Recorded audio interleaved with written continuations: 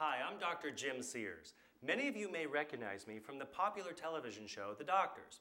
Well, today I'm talking to you not only as a pediatrician, but also as a parent.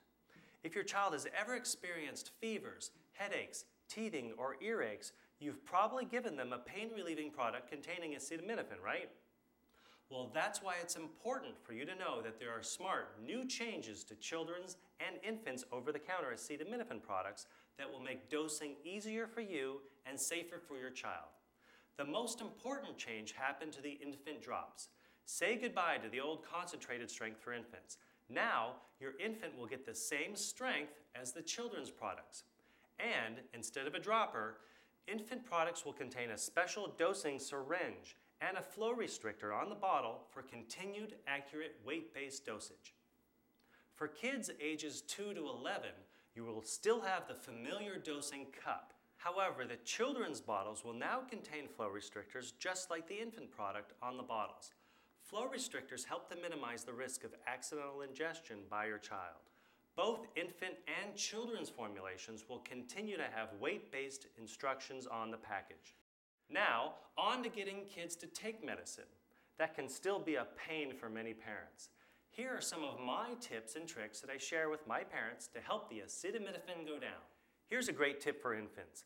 Angle the syringe toward the inside of your infant's cheek and toward the back of the mouth. If your child tries to spit, gently hold the cheeks together. Make sure you sit your infant up when giving them the medicine to avoid choking or gagging. Know your child's weight.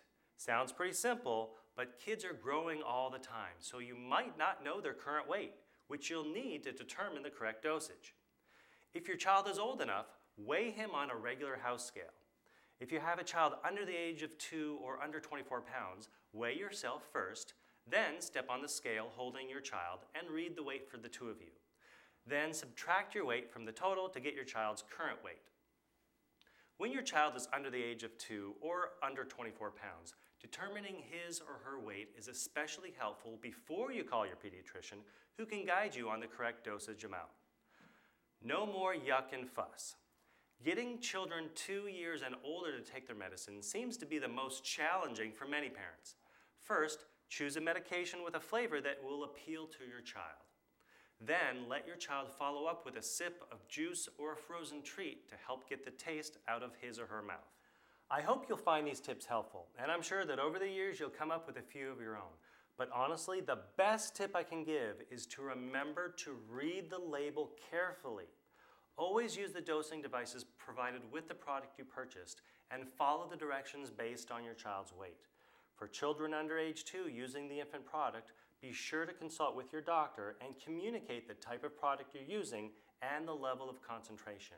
And I can't stress this enough, whether you're a new or experienced parent, always ask a healthcare professional if you have any questions before giving your child medicine. Now remember that these two brands are among the first brands to have the new dosing features we just discussed. Anything else in your medicine cabinet is likely to be the old product, so read the label carefully. I'm Dr. Jim Sears, and thanks for listening.